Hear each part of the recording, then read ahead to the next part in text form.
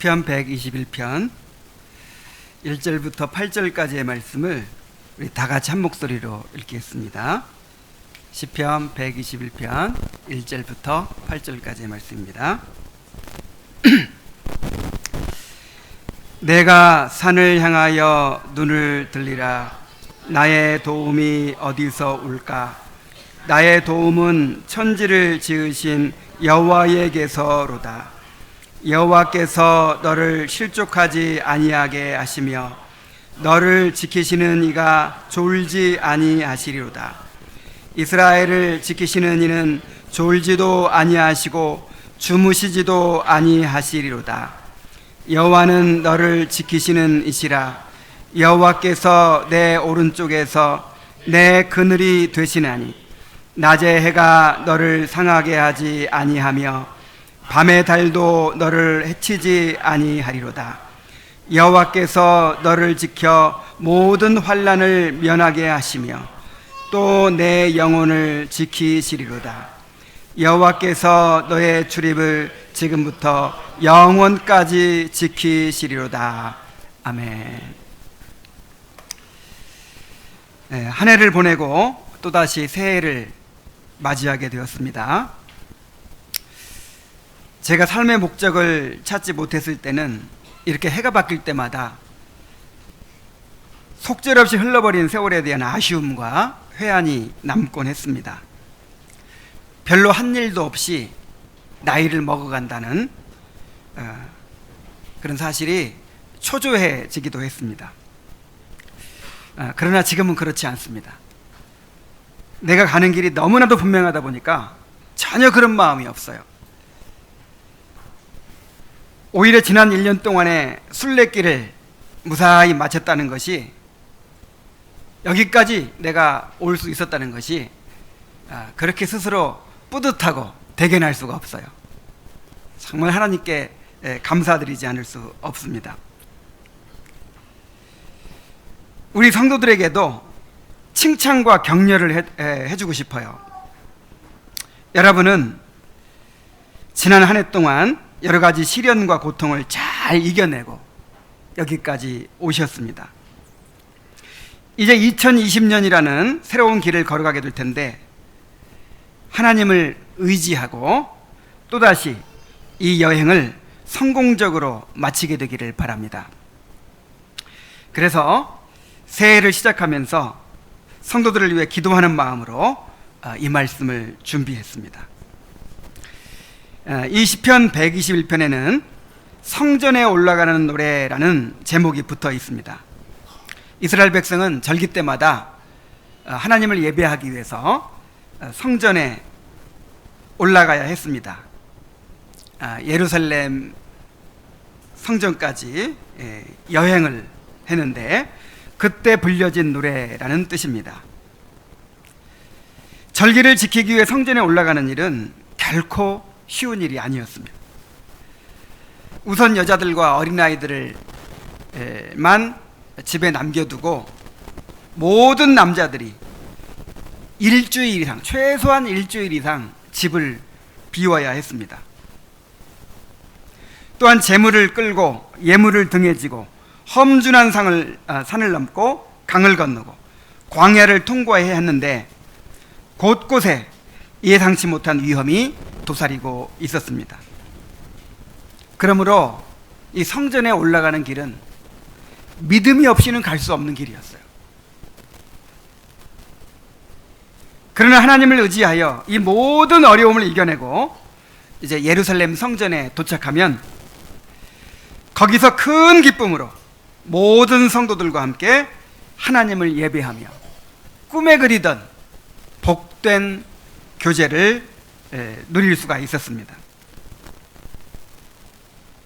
이렇게 이스라엘 백성이 성전에 올라갔던 길은 천국을 향한 순례의 길을 상징합니다. 우리는 천국을 향해 여행 중인 순례자들입니다. 우리는 연약하고 우리 앞에는 온갖 고난과 시험들이 있습니다. 이 길은 하나님의 도우심이 없이는 갈 수 없는 길이요 오직 믿음으로만 갈 수 있는 길입니다. 오늘 우리가 읽은 이 시편 121편은 순례자의 길을 하나님께서 지켜주실 것이라는 확신을 노래하고 있습니다. 이 시편은 크게 두 부분으로 나뉘어지는데, 먼저 1절과 2절에서는 여호와를 의뢰하는 순례자의 신앙 고백이 담겨져 있고, 나머지 3절부터 8절까지에서는 여호와께서 순례자들을 지켜주신다는 약속이 삼중으로 그렇게 선포되고 있습니다. 그래서 어떤 학자들은 1, 2절은 성도의 신앙 고백으로 보고, 내가 오직 하나님만 의지합니다, 하나님께만 도움을 구하고 이 순례의 길을 가겠습니다 라고 하는 이 성도의 신앙 고백으로 보고, 3절부터 8절까지를 이제 그런 성도들에 대한 제사장들의 축복으로 그렇게 보기도 합니다. 이 말씀을 통해서 하나님께서 우리의 여정을, 2020년도에 새로운 여정을 지켜주시리라는 그런 믿음으로 한 해를 시작하게 되기를 간절히 바랍니다. 자, 먼저 1절부터 2절까지에서는 오직 하나님만을 의지하겠다는 순례자의 신앙 고백을 보여줍니다. 시인은 하나님을 의지하는 믿음을 이렇게 고백합니다. 1절부터 2절까지를 함께 읽겠습니다. 자, 시작. 내가 산을 향하여 눈을 들리라. 나의 도움이 어디서 올까? 나의 도움은 천지를 지으신 여호와에게서로다. 자, 내가 산을 향하여 눈을 들리라고 했는데, 여기서 산은 예루살렘 성전이 있는 시온산을 가리킵니다. 시온산을 바라본 것은 바로 예루살렘 성전에 계시는 하나님을 바라본 것이죠. 순례자들이 이제 시온산이 보이는 곳까지 온 거예요. 그렇게 험한 여정을 그렇게 서로 격려하면서 그렇게 힘을 내어서 이제 오다 보니까 시온산이 보이는 거예요. 얼마나 감격스러웠을까요? 얼마나 기뻤을까요? 그러한 감격 가운데서 이제 한편으로 하나님의 도우심을 받아서 남은 길을 가겠다는 각오를 다짐하는 것이죠. 그러면서 이 노래를 불렀을 것입니다. 시온산이 바라보이면은 이제 마지막 난관이 남은 거예요. 그 유대 광야라고 해서 정말 그야말로 황무지, 정말 어려운 길이 남아 있는 거예요. 그래서 시온산이 이제 바라다 보이니까 이제 내가 더욱 하나님을 의지해서 나머지 길을 끝까지 가겠다라고 다짐을 하는 것입니다. 시인은 나의 도움이 어디서 올까라고 스스로 질문을 하고, 천지를 지으신 여호와에게서로다라고 또 스스로 답을 합니다. 여호와는 언약의 하나님을 가리키는 이름이죠. 우리에게 언약을 주시고 그 언약을 신실하게 이루어 가시는 하나님을 나타낼 때 여호와라고 합니다. 그런데 그 하나님은 천지를 지으신 하나님이시라고 합니다. 자, 우리와 언약을 맺으신 하나님, 우리에게 언약을 주신 하나님은 어떤 하나님이에요? 천지를 지으신 하나님, 창조주 하나님이세요. 전능하신 하나님이세요. 그래서 우리에게 주신 언약을 능히 이루실 분이라는 뜻입니다.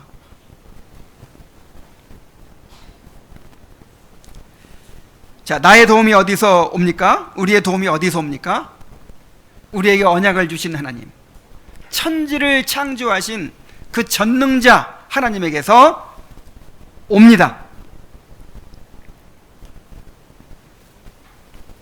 그래서 이제 남은 순례길에서도 오직 언약의 하나님만을 의지하겠다고 다시 한번 다짐하고 결단하는 것입니다. 칼빈은 이 구절에 대해서 이렇게 해설을 합니다.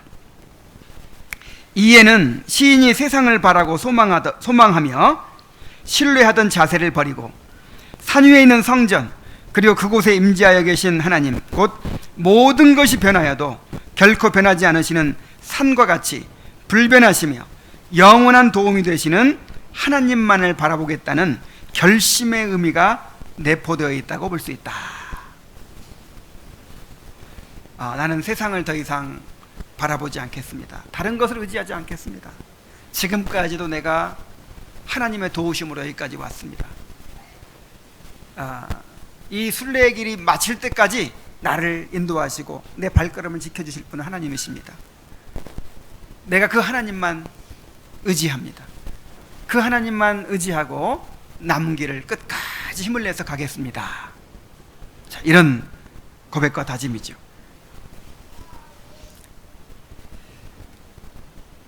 2020년 새해를 시작하면서 우리에게도 이러한 고백과 결단이 있게 되기를 바랍니다.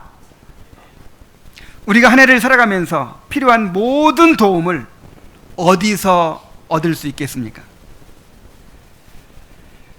우리의 도움은 천지를 지으신 여호와의 이름에 있도다 라고 우리가 매주일 예배 때마다 고백을 하죠. 하나님이 우리와 언약을 맺으시고 우리를 돌보시며 섭리하고 계십니다. 우리를 순례의 길로 부르신 분도 하나님이시고 여기까지 인도하신 분도 하나님이십니다. 그러므로 우리가 새해에도 오직 하나님만을 의지하고 나아가야 합니다. 우리 자신을 바라보고 환경을 바라보면 낙심할 수밖에 없어요. 당장 눈에 보이는 것들을 마음에 두고 의지하면 우리는 실패할 수밖에 없습니다. 오직 믿음의 주요 온전케 하시는 이인 주 예수님을 바라보아야 합니다. 우리에게 필요한 모든 도움이 주님 안에 있다는 것을 인식하고 오직 주님만을 의지해야 합니다. 자, 그런데 주님을 의지한다는 게 무엇입니까? 우리가 어떻게 주님을 의지하죠? 주님을 의지한다고 하는 것은 주님이 역사하시는 수단을 붙잡는 것입니다. 주님께서 우리에게 손을 내밀어 주시는 그 손을 붙잡는 거예요. 그것이 무엇입니까? 시인이 무엇을 바라봤습니까? 나의 도움이 천지를 지으신 여호와께서로다 이렇게 고백을 했는데 어디를 바라보고 그런 말을 했어요? 시온산을 바라보고. 시온산을 바라보고 그 시온산에 있는 예루살렘 성전에 좌정하고 계신 그 하나님을 의지했던 것입니다. 시인이 예루살렘 성전에 계신 하나님을 의지했던 것처럼 우리는 교회를 통해서 우리를 인도하시는 하나님을 바라보아야 합니다. 하나님은 어디에나 계신데 왜 이스라엘 백성들은 그 엄청난 대가를 치르고 꼭 시온산까지 가야 됩니까? 그냥 온 천지에 충만하시잖아요. 하나님이 아무 데서나 그냥 예배드리면 되는데 왜 그런 엄청난 희생을 감수하고 예루살렘 성전까지 갑니까? 이 성전에서만 하나님을 만날 수 있는 거예요. 이 성전이 누구를 가리키죠? 그리스도를 가리키잖아요. 오직 그리스도를 통해서만, 그리스도의 중보를 통해서만 하나님을 만날 수 있는 거예요. 하나님이 온 천지에 계신다고 해서 아무 데서나 만날 수 있는 게 아니에요. 성전에 가서 하나님께서 성전에 임재하시면서 성전에서 만나 주시겠다고 하셨어요. 그래서 하나님 만나려면 어디로 가야 돼요? 성전으로 가야 되는 것입니다. 성전을 사모하고 성전으로 올라가야 돼요. 오늘날에는 교회가 하나님의 성전이요 그리스도의 몸입니다. 하나님은 교회를 통해서 당신의 백성들을 다스리고 은혜를 베푸십니다. 이 교회를 통해서 모든 은혜의 수단을 붙잡을 수 있게 하신 거예요. 교회를 통해서 하나님의 임재를 누리고 교회를 통해서 다스림을 받게 하신 것입니다. 그러므로 그 누구도 교회의 가르침과 치리를 받지 않으면서 하나님을 의지할 수가 없어요. 그러므로 진정으로 하나님의 도우심을 의지한다면 교회를 사랑하고 철저하게 교회 중심의 삶을 살아야 될 줄로 믿습니다. 내가 하나님을 완전히 의지한다는 그러한 믿음이 하나님이 계신 성전, 그리스도의 몸된 교회를 붙드는 그런 것으로 드러나야 한다는 것입니다. 한 해를 시작하면서 언약의 하나님을 믿고 그 하나님만을 의지하여 나아가겠다고 결심합시다.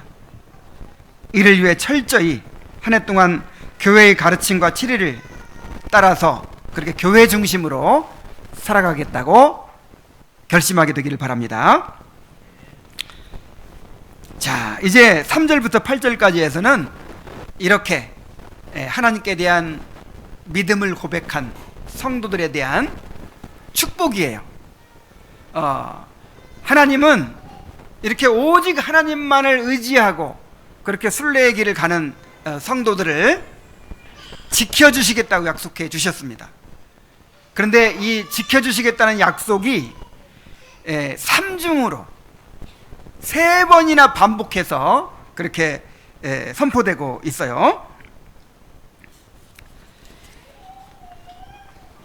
하나님은 우리를 실족하지 않도록 지켜주실 것이라고 말씀하고 있습니다. 3절부터 4절까지의 말씀을 함께 읽어보겠습니다. 자, 시작. 여호와께서 너를 실족하지 아니하게 하시며 너를 지키시는 이가 졸지 아니하시리로다. 이스라엘을 지키시는 이는 졸지도 아니하시고 주무시지도 아니하시리로다. 자, 실족한다는 말은 험한 산을 오르다가 이제 발을 헛디뎌 가지고 낭떠러지로 굴러 떨어지는 것을 가리킵니다. 이 순례의 길에는 항상 이런 위험이 도사리고 있어요. 자, 오늘날처럼 이런 포장된 도로가 아니에요. 그야말로 완전히 그냥 광야길이고 산길이고 뭐 험한 길인 거예요. 그래서 언제든지 그런 깊은 골짜기로 미끄러지고 또 떨어질 수 있는 그런 위험이 있었습니다. 그런데 이러한 실족은 성도들이 시험을 만나서 넘어지고 순례의 길에서 벗어나게 되는 것을 상징합니다. 그러니까 이제 그 예루살렘을 향하여 가는 순례자들이 가다가 이렇게 발이 미끄러가지고 실족하듯이 천국을 향한 순례자들이 그 순례의 길을 가다가 철로역정에 보면 그런 내용이 많이 나오죠. 가다가 어떤 유혹을 만나서 실족하게 되고 또 어떤 시험에 빠져서 실족하게 되고 수없이 실족하는 일들이 있죠. 처음에 출발하는 사람들은 많았는데 결국 천성에 도착하는 사람은 얼마 없어요. 다 중간에 실족하게 돼가지고. 자, 그런데 하나님이 너를 실족하지 아니하게 하실 것이다 라고 말합니다. 우리가 지나온 길을 한번 생각해 보십시오. 자칫 한 발만 잘못 디뎌도 실족할 수밖에 없는 위기들이 얼마나 많았습니까? 야, 우리 성도들도 가만히 생각해 보면은 정말 그 순간의 선택이 영혼을 좌우하는 건데 정말 그 선택의 기로들이 있었어요. 근데 어떻게 여기까지 실족하지 않고 왔습니까? 여러분이 똑똑해서 머리가 좋아서 그런 거예요? 뭐 아무것도 모르지. 누가 지켜주셨어요? 하나님께서 그 발을 실족하지 않도록 인도해 주신 거예요.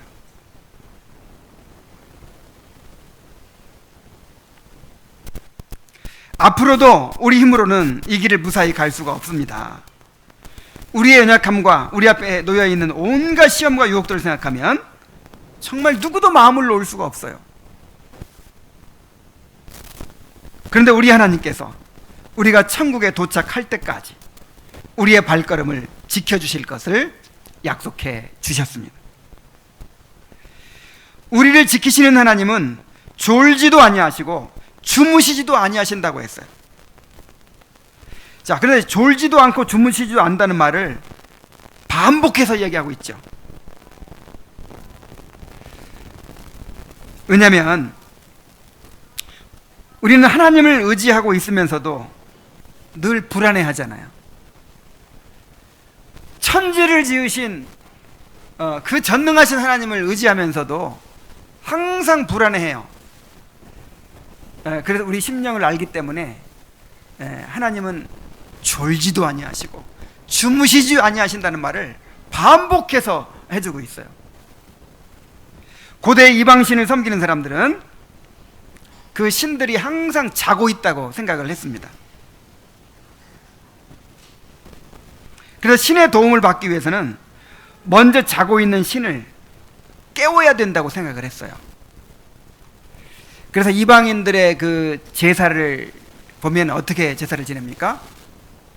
그냥 춤추고 소리 지르고 막 발광을 하죠.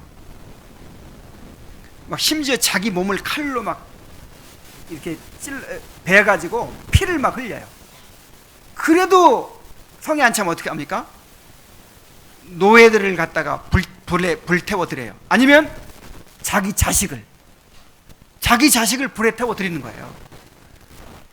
자, 왜 그렇게 합니까? 그리고 또 어떤 짓을 하냐면 그 제사 드리면서 성행위를 해요. 이게 계속 뭐냐면 신을 자극하는 거예요. 신은 그냥 이렇게 눈 감고 있든지 아니면 잠자고 있든지 무관심해요. 신은 그냥 가만히 있는 거예요. 그럼 누가 깨워야 돼요? 사람이 깨워요. 사람이. 그래서 신을 흥분시키든지 신을 자극하든지 신을 어떻게든 동정심을 유발하든지 그렇게 해야 되기 때문에 이방인의 그 제사는 그렇게 축제를 벌이고 발광을 하고 소리를 지르고 춤추고 이렇게 하는 거예요. 이게 이방의 신관입니다. 자, 이 성경의 신관은 어때요? 하나님이 주도권을 갖고 계시죠? 하나님이 가만히 있는 인간을 깨우는 거예요. 일어나라! 내 빛을 잃었고 여호와 영광이 내 위에 임하였느니라. 일어나라, 빛을 발하라 하면서 누가 누구를 깨워요? 하나님이 우리를 깨워요. 하나님이 먼저 와서 언약을 주시고 먼저 우리를 부르시고 가만히 있는 사람을 먼저 이끌어 가시죠. 근데 이방의 신과는 뭐냐면 하나님은 가만히 있고 누가 깨워야 돼요? 인간이 깨워야 돼. 인간이 선포해야 되고 인간이 믿음을 가져야 되고 인간이 먼저 헌신해야 되고 인간이 심어야 되고. 자, 어디서 많이 들어본 소리죠. 이제 이런 이방의 어떤 그런 신앙관이 이 기독교 안에도 들어온 거예요.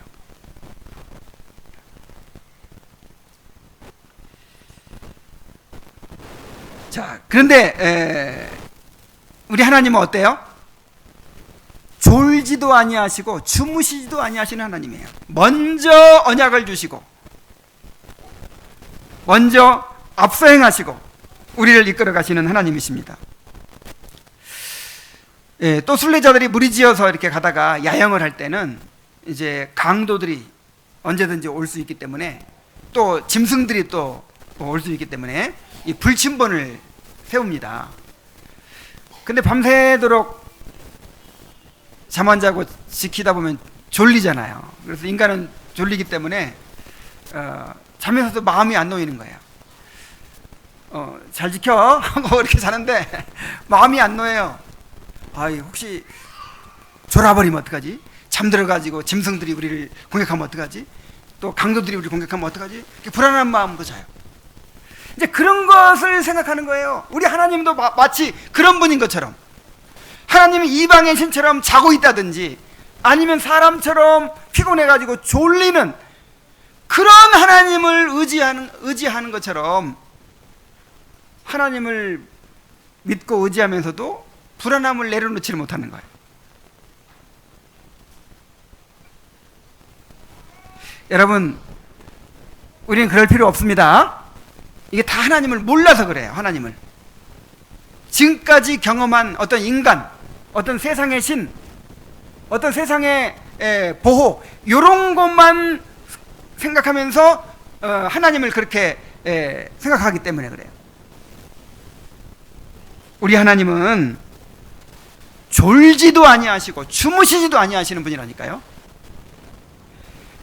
우리 하나님은 잠시도 우리를 잊지 않고 보살피고 계십니다. 이사야 49장 15절로 16절에 보면은 여인이 어찌 그 젖먹는 자식을 잊겠으며 자기 태에서 난 아들을 긍휼히 여기지 않겠느냐. 그들은 혹시 잊을지라도 나는 너를 잊지 아니할 것이라. 신명기 32장 10절에 여호와께서 그를 황무지에서 짐승의 부르짖는 광야에서 만나시고 호위하시며 보호하시며 자기 눈동자같이 지키셨도다. 여러분, 하나님께서 우리를 얼마나 귀중하게 여기고 계시냐면 자기의 뭐처럼? 눈동자처럼. 그래서 심지어 이런 말씀도 있어요. 우리를 범하는 것은 그의 눈동자를 찌르는 것이다. 하나님 눈동자 찔러봐요. 여러분, 누가 눈동자 딱 찔러봐요. 그럼 어때요? 얼마나 막 갑자기 분노가 치밀잖아요. 내 눈동자를 찌르다니. 여러분, 우리가 누군가 우리를 공격하면요, 하나님의 눈동자를 찌르는 거나 마찬가지예요. 하나님께서 자기 눈동자처럼 우리를 귀중하게 여기시고 우리를 보살피고 계십니다.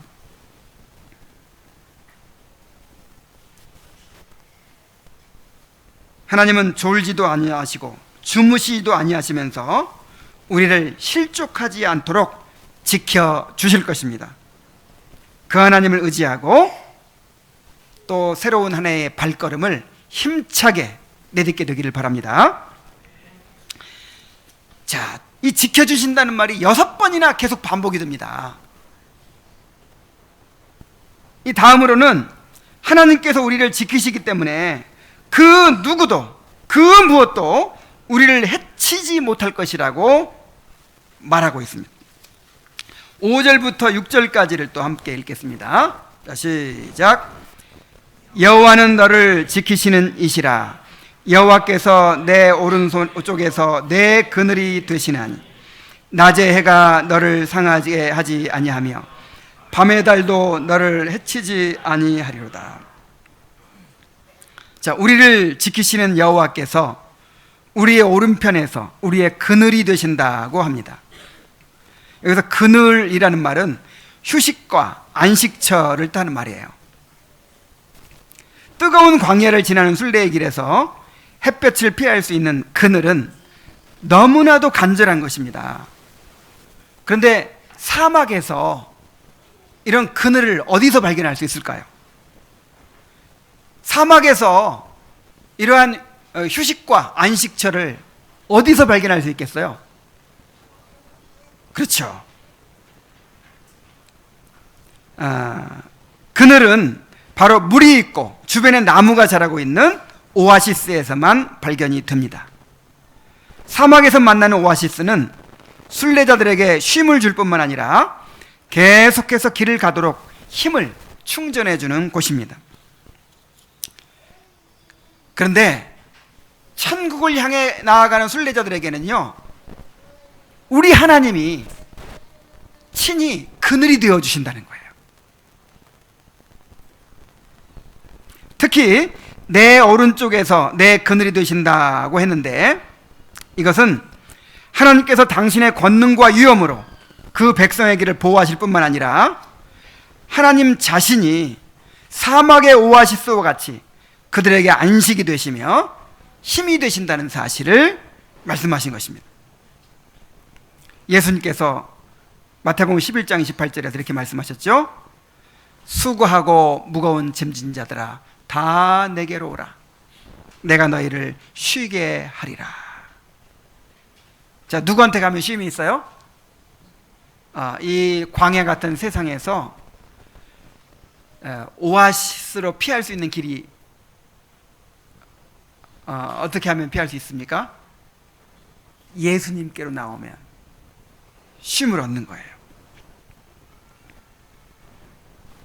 자, 이렇게 하나님께서 우리의 그늘이 되심으로 낮의 해와 밤의 달이 우리를 해칠 수 없다고 합니다. 자, 낮의 해와 밤의 달은 낮의 더위와 밤의 추위를 가리키는 말이에요. 이 광야에서는 이 낮 기온이 40도, 50도까지 올라갑니다. 뭐 70도까지 올라간 적도 있대요. 그래서 낮에는 뜨거워가지고 그 광야를 걸어갈 수가 없어요. 그런데 밤에는 또 춥답니다. 밤에는 추워서 얼어 죽을 수도 있대요. 여러분 꼭 영하로 안 내려가도 한 4도 5도만 돼도요 얼어 죽어요. 이 저체온증에 걸려 죽는 거예요. 그래서 광야는 낮이면 뭐가 무서워요? 그 뜨거운 햇볕이 무서워요. 밤에는 추위가 무서워요. 자, 더 나아가서 이 말은 낮의 더위와 밤의 추위뿐 아니라 순례자들이 경험하게 되는 모든 위험을 가리키는 말입니다. 자, 그런데 하나님께서 그늘이 되어주시기 때문에 낮의 해도 밤의 달도 너를 해칠 수 없을 것이다. 어떤 위험도 순례자들을 해칠 수 없을 것이다. 이렇게 말하고 있습니다. 하나님의 그늘에 피하시기 바랍니다. 그러면 낮의 더위도 밤의 추위도 다 이겨낼 수 있어요. 하나님을 피난처로 의지하는 사람은 어떠한 상황에서도 평안을 누릴 수 있습니다. 우리는 그분 안에서 우리의 구원과 행복에 필요한 모든 것을 얻을 수 있습니다. 여러분, 이것을 정말 믿습니까? 정말 이것이 가능한 일입니까? 여러분, 가능한 일이에요. 보디발의 집에 노예 생활하던 요셉을 보세요. 이 로마 감옥에, 빌립보 감옥에서 또는 온갖 고난 가운데서 그렇게 이겨냈던 바울을 보세요.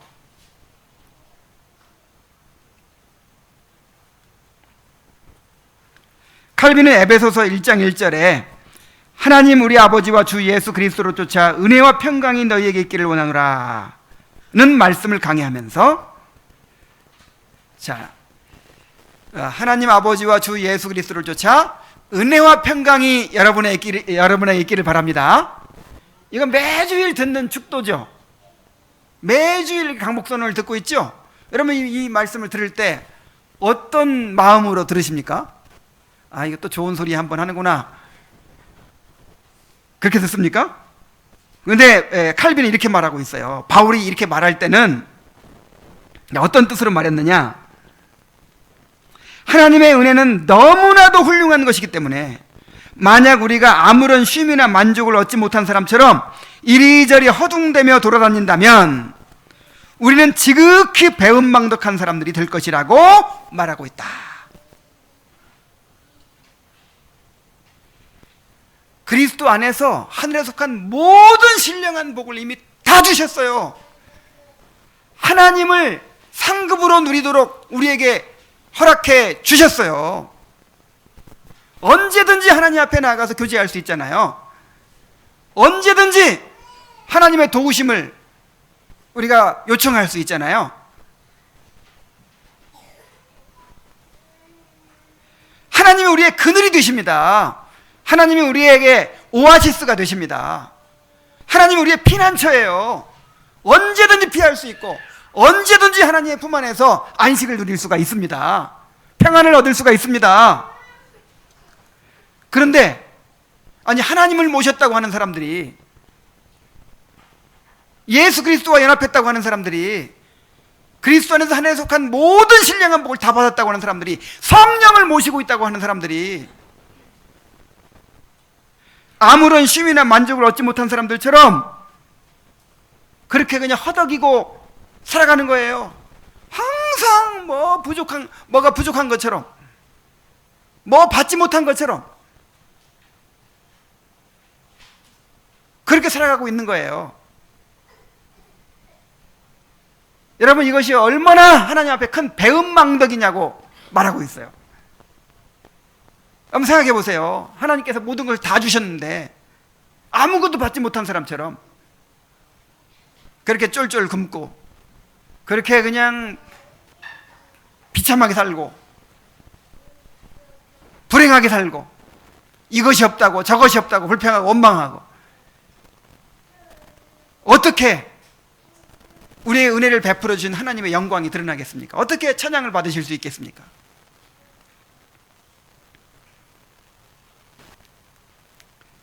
자, 우리의 문제는 하나님 대신 다른 데서 안식을 찾고 위로를 찾고 힘을 얻으려고 하는 데 있습니다. 누구한테서 안식을 찾아야 되는데? 하나님 안에서 즐거움을 찾고 안식을 찾고 하나님 안에서 힘을 얻으려고 해야 되는데 자꾸만 다른 데서 힘을 얻으려고 해요. 다른 데서 안식을 찾고 기쁨을 얻으려고 해요. 이것 때문에 우리가 하나님의 축복을 누리지 못하고 우리의 삶을 낭비하고 죄에 빠지게 되는 것입니다. 이사야 55장 2절로 3절에 보면은 너희가 어찌하여 양식이 아닌 것을 위하여 은을 달아주며 배부르게 못할 것을 위하여 수고하느냐. 내게 듣고 들을지어다. 그리하면 너희가 좋은 것을 먹을 것이며 너희 자신들이 기름진 것으로 즐거움을 얻으리라. 너희는 귀를 기울이고 내게로 나와 들으라. 그리하면 너희 영혼이 살리라. 자, 우리가 살 길은 어디에 있어요? 하나님 안에 있어요. 하나님께 나아가서 하나님의 말씀을 듣는 데 있어요.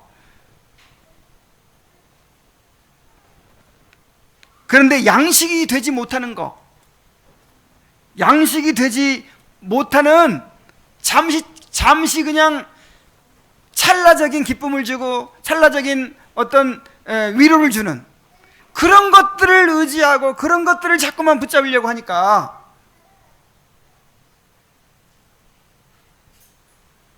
우리 삶이 더 피폐해져 가는 것입니다. 에레미야 2장 13절에는 또 이렇게 말씀했어요. 내 백성이 두 가지 악을 행하였나니 곧 생수에 근원되는 나를 버린 것과 스스로 웅덩이를 판 것인데 그것은 물을 저축치 못한 터진 웅덩이니라 그랬어요. 자, 생수에 근원 되시는 하나님을 외면하고 살아가는 것이 첫 번째 죄예요. 두 번째 죄는 뭐냐면, 자, 생수에 근원 되신 하나님을 버리니까 당연히 어떻게 해야 돼요? 스스로 웅덩이를 파야 되죠. 그럼 내 스스로 웅덩이를 판 거, 이게 이제 두 번째 죄예요.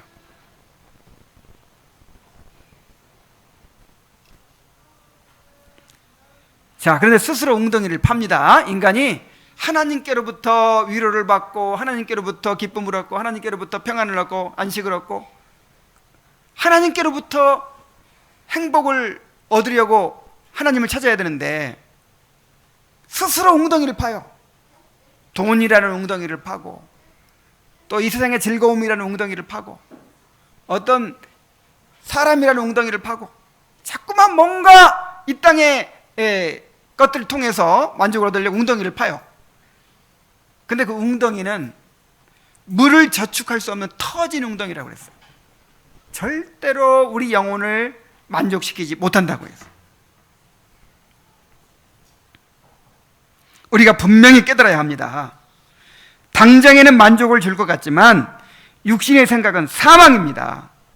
육신대로 살면 반드시 죽는다고 그랬어요. 오직 하나님께서 우리의 그늘이 되십니다. 오직 하나님께서 우리의 피난처가 되십니다. 새해에는 오직 하나님 안에서 안식을 얻고 즐거움을 얻고 힘을 얻겠다고 결심합시다. 새해에는 그리스도 안에 있는 신령한 복을 누리는 법을 배우고 훈련합시다. 여러분, 이게요, 왜 안 되는 거냐면 그걸 활용할 줄을 모르는 거예요. 활용할 줄을. 그래서 칼빈은 말하기를, 하나님께서 우리에게 주신 복은 현실 생활에서 실제적으로 누릴 수 있는 복이라는 거예요. 그냥 말만 그냥 뻔질이를 하고 실제로 아무것도 오는 게 없는 그런 게 아니고, 실제로 우리 생활 속에서, 우리 삶 가운데서 모든 필요를 다 채울 수 있는 그런 복이라는 거예요. 여러분, 이것을 믿습니까? 근데 그거를 활용할 줄을 모른다는 거예요. 활용할 줄을 몰라요. 열심히 하나님을 찾고 구하고 그 복을 누리는 법을 연습해야 돼요. 그러면 정말로 이 세상이 감당할 수 없는, 이 세상을 이기는 그런 그리스도인이 될 수 있는 것입니다.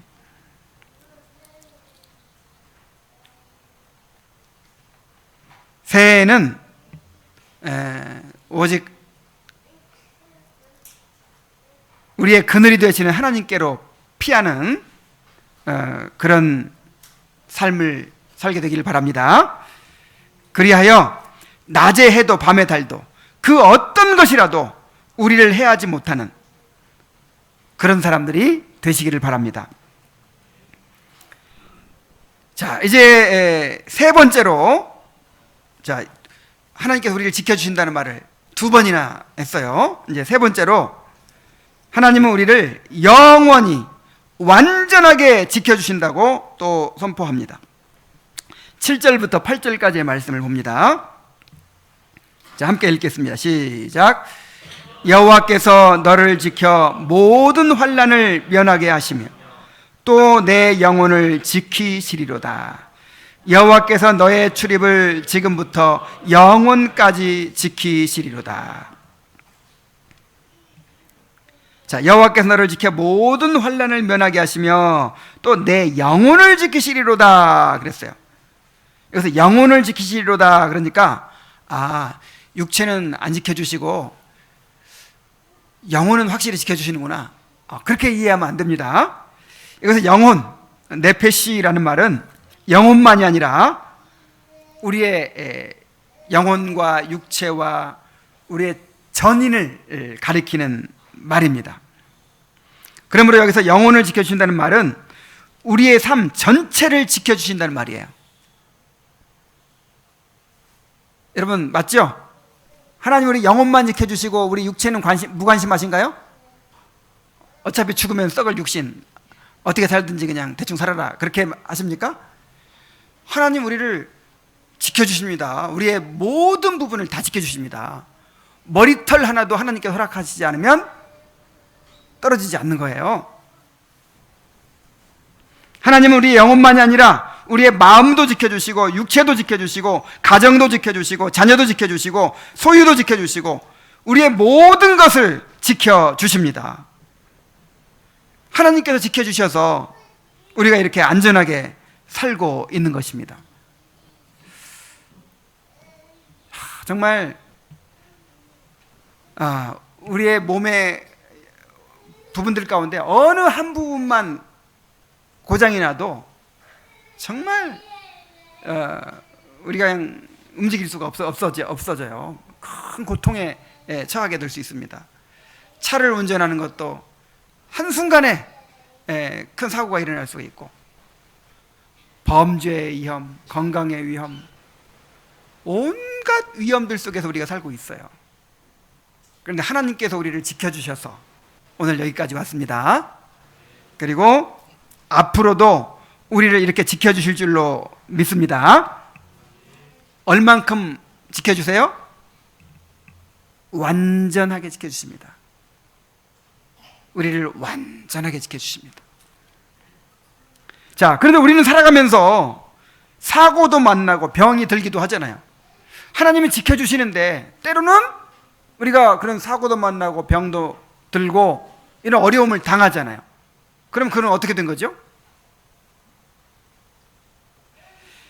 자, 하나님께서 너를 지켜 모든 환난을 면하게 하신다 그랬는데, 여기서 환난이라는 말은 악이란 뜻입니다.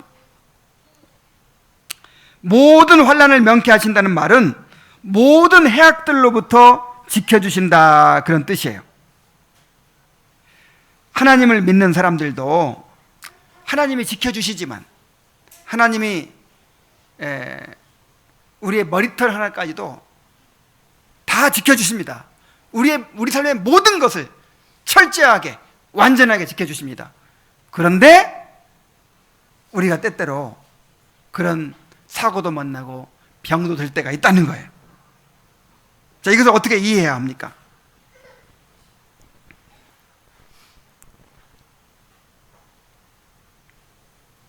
하나님은 우리가 이 땅에서 당하는 모든 이런 고통들을 다 면제해 주지 않으셨어요. 이런 걸 면제해 주는 대신에 이런 고통들을 통해서 이런 고통들이 절대로 우리를 해하지 못하게 하셨어요. 손해가 되지 않게 하셨어요. 하나님은 우리가 일시적으로 해를 당하는 것을 허락하시지만 결국 그 해를 선으로 바꾸어 주시는 분이십니다. 창세기 50장 20절에 당신들은 나를 해하려 하였으나 하나님은 그것을 선으로 바꾸사 오늘과 같이 만민의 생명을 구원하게 하시려 하셨나니. 그랬어요. 자, 요셉의 형들이 요셉을 해하려 했죠. 그래서 해하는 것처럼 보였죠. 그런데 해할 수 있었어요, 없었어요? 없었어요. 그걸 하나님께서 뭘로 바꿔버려요? 선으로 바꿔버려요. 여러분, 하나님의 백성들은 절대로 해칠 수 없다니까요. 하나님이 지켜주시기 때문에 절대로 해칠 수 없어요. 그런데 하나님께서 허락하시는 경우가 있어요. 그것은 뭘로 바꿔요? 선으로 바꿔버려요.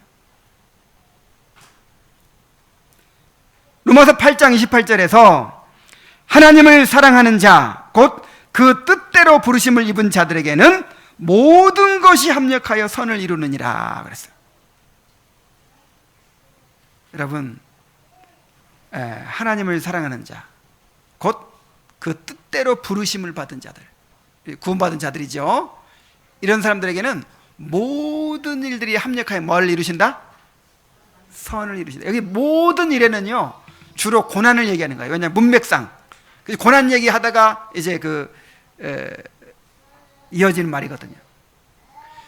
하나님의 백성들은 이 땅에 살아가면서 당하는 이제 고난이 있는데, 그 모든 고난들이 결국 합력하여 뭘 이룬다? 선을 이룬다. 여기 선이 뭐겠어요? 우리를 향한 하나님의 구원 계획입니다. 우리가 당하는 모든 고난이 우리의 구원을 이루어가는 통로가 된다는 거예요. 여러분, 우리의 소원이 뭐죠? 결국 우리가 영생을 누리게 되는 거잖아요. 우리의 구원이 완성되는 거잖아요. 그래서 하나님께서 우리 안에서 일하고 계십니다. 우리의 구원을 지금 완성하고 계십니다. 그리고 완성하시는데 뭘 사용하세요? 고난을 사용하세요. 우리가 당하는 고통을 사용하세요. 그래서 우리에게 어떤 고통을 허락하실 때, 우리가 원치 않는 고난을 허락하실 때 우리가 어떻게 믿어야 돼요? 하나님께서 나의 구원을 완성하시려고, 이루어 가시려고, 하늘에서 내가 누릴 영광을 이루시려고 또 재료를 하나 들여오셨구나. 하나님께서 일하고 계시는구나. 이렇게 받아들여야 되는 거예요. 이렇게. 고린도후서 4장 17절에 보면은 우리의 잠시 받는 환난에 경한 것이 지극히 크고 영원한 영광에 중한 것을 우리에게 이루게 한다 그랬어요. 잠시 받는 환난에 경한 것이, 지극히 크고 영원한 영광의 중한 것을 어떻게 한다? 이루게 한다. 여러분, 그러므로 환난 중에 기뻐할 수 있는 거예요. 정말 하늘의 소망으로 충만한 사람, 오로지 하나님께 소망을 두고 하늘에서 장차 누리게 될 영원한 영광을 바라보고 갈망하는 사람은 환난 중에도 즐거워합니다. 왜냐하면 이 환난을 통해서 나의 그 영광이 지금 준비되어 가고 있는 거예요. 나의 구원이 이루어져 가고 있는 거예요. 그러므로 우리가 고난을 당할 때 낙심하지 말아야 합니다. 오히려 이러한 사실을 바라보고 환난 중에서 기뻐하는 사람이 되어야 합니다. 그래서 하나님께서 우리를 완전하게 지켜주신다는 거예요. 자, 하나님은 우리를 완전하게 지켜주십니다. 불완전하게 지켜주신다고요? 완전하게 지키십니다. 완전하게. 이것을 믿으시기 바랍니다. 이제 마지막으로 다시 한번 하나님이 지켜주시리라고 축복합니다. 여호와께서 너의 출입을 지금부터 영원까지 지키시리로다. 얼마나 하나님을 못 믿고 불안해하면 이렇게 지킨다는 말을 그냥 계속해서 반복해서 하고 있어요. 그래도 불안하죠. 이 말씀을 암송하고 묵상하세요. 정말 하나님께서 우리를 얼마나 지금 내가 너를 지켜준다, 내가 너를 지키는 자다, 내가 너를 완전하게 지켜준다, 내가 너를 끝까지 지킨다. 이 지킨다는 말을 6번이나 반복해서 하면서 우리를 지금 안심시켜주고 있는 거예요.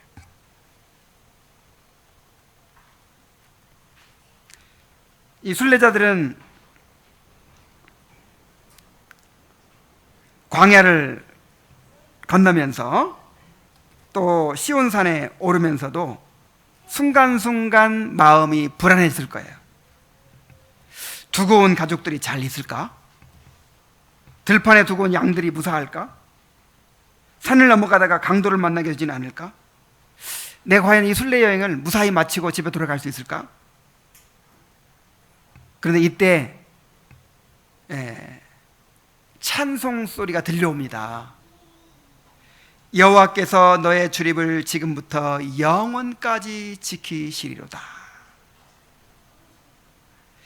여기서 출입이라는 말은 들어오고 나간다는 말인데, 우리가 아침에 나갔다가 돌아올 때까지 행하는 모든 일을 의미합니다. 특히 여기서는 순례자들이 집을 떠나서 예루살렘에 예배하러 갔다가 돌아오는 여정을 가리킵니다. 그러니까 너의 출입을 지켜주신다, 이 말이 무슨 말이에요?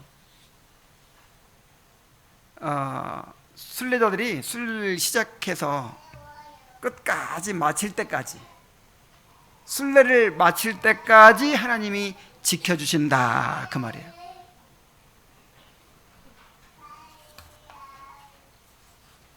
하나님은 이스라엘 백성에게 성전에 올라갈 것을 명하시고 나서 그들의 순례길을 지켜주시겠다고 약속하셨습니다.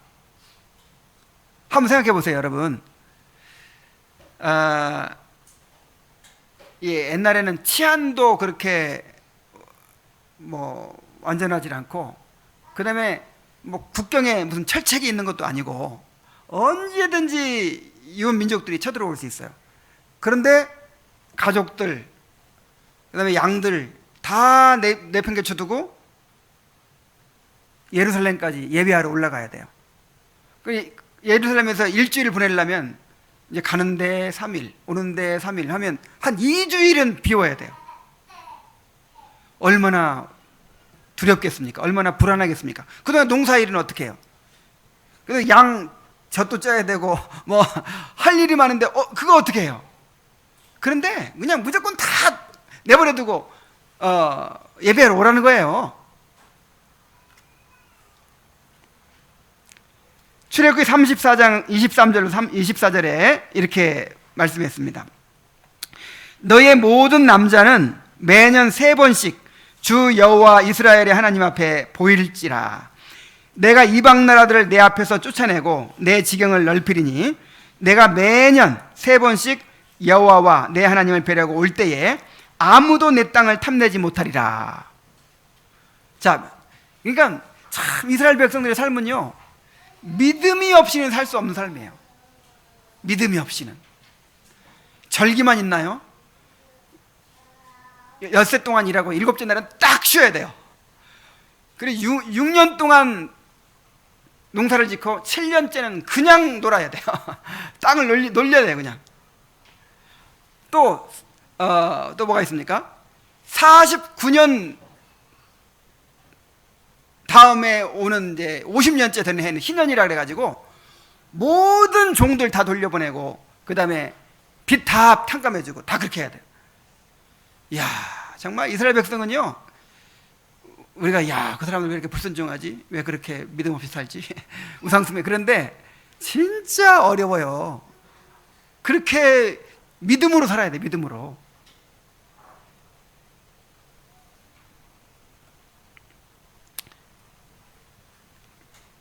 그런데 이제 하나님께서 그런 약속을 주셨죠. 너희들이 내 명령에 순종하면 내가 너를 어떻게 해주겠다? 지켜주겠다. 지켜주겠다.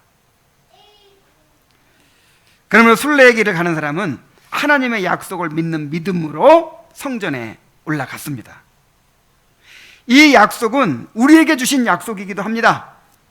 하나님은 우리를 순례자로 불러주셨어요. 이 세상을 떠나서 영원한 천국을 향하여 여행하게 하셨습니다.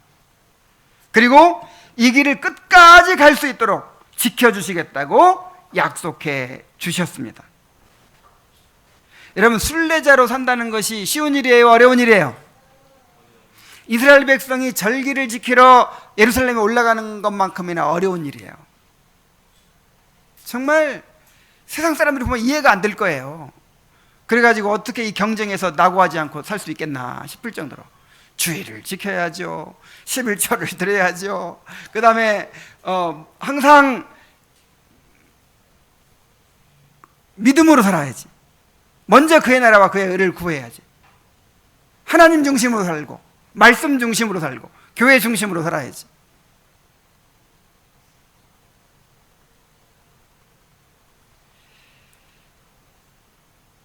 그런데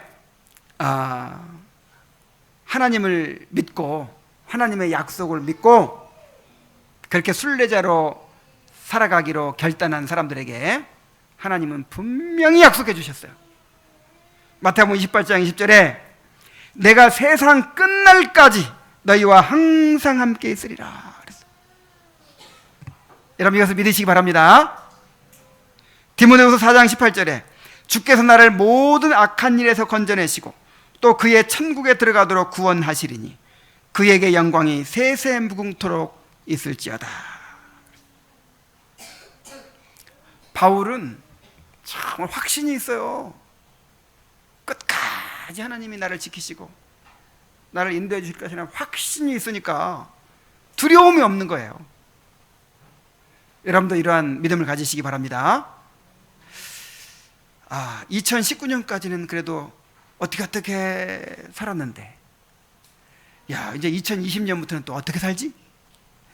지금까지는 하나님께서 나를 지켜주셨는데 앞으로는 어떤 일이 나한테 생길지 불안하죠? 하나님의 약속을 믿으세요. 하나님께서 너의 출입을 영원토록 지켜주시겠다 그랬어요. 우리의 순례가 끝나는 날까지 하나님께서 우리를 지켜주실 것입니다. 자, 이러한 믿음으로 이제 우리가 2020년도 주막 선로역정에서 한 주막까지 온 거예요. 야광까지 이제 왔다가 잘 쉬고 이제 또 다음 이제 목적지까지 출발을 하는 시점이 있어요. 우리가 믿음을 가져야겠죠. 여기까지 오는 동안도 하나님께서 이렇게 지켜주셨어. 이제 끝까지 하나님께서 우리와 동행하시고 우리와 함께 하시면서 지켜주실 거야 하는 믿음을 갖게 되시기를 바랍니다. 우리의 눈을 들어서 성전에 거하시는 우리 하나님을 바라봅시다. 내가 어디를 향하여 눈을 들리라? 산을 향하여 눈을 들리라. 여러분, 산을 향하여 눈을 드세요. 자꾸만 이 세상을 바라보고 또 사람들을 바라보고 자신을 바라보고 문제를 바라보고 그러지 말고 어디를 바라보라고요? 산을 바라보십시오. 내가 산을 향하여 눈을 들리라. 나의 도움이 어디서 올까? 우리에게 필요한 모든 도움이, 우리에게 필요한 모든 위로가, 모든 즐거움이, 모든 행복이 어디서 와요? 하나님께로부터 옵니다. 하나님께로부터. 우리가 누릴 수 있는 모든 것은 다 어디에 있어요? 하나님 안에 있어요. 딴 데 가서 찾으려고 하면 안 돼요. 하나님 안에 있어요.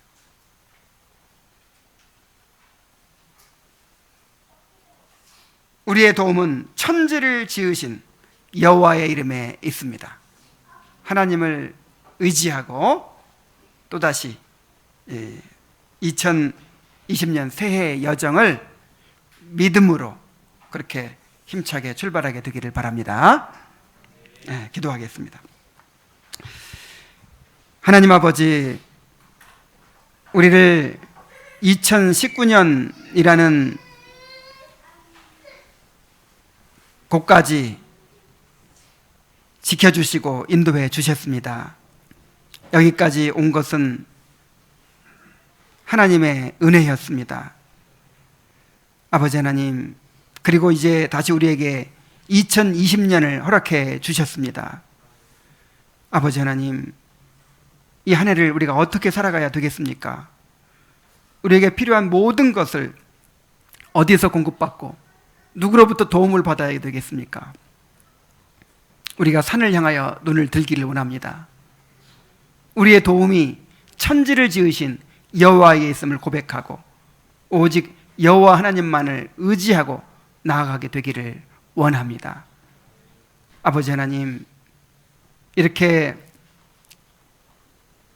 순례의 길에 나선 성도들에게 내가 너를 지켜주겠다고 반복해서 말씀하시는 그 하나님의 약속을 마음에 굳게 새길 수 있도록 인도하여 주옵소서. 하나님은 우리를 완전하게 지켜주실 것입니다. 영원히 지켜주실 것입니다. 낮의 해나 밤의 달도 우리를 결코 해치 못할 것입니다. 그 무엇도 우리의 기쁨을 빼앗을 수 없고 우리의 평안과 우리의 만족과 우리의 위로를 앗아갈 수 없을 것입니다. 우리가 주님 안에 있는 한 우리는 안전할 것입니다. 아버지 하나님, 이런 믿음을 우리 성도들의 심령에 주시옵소서.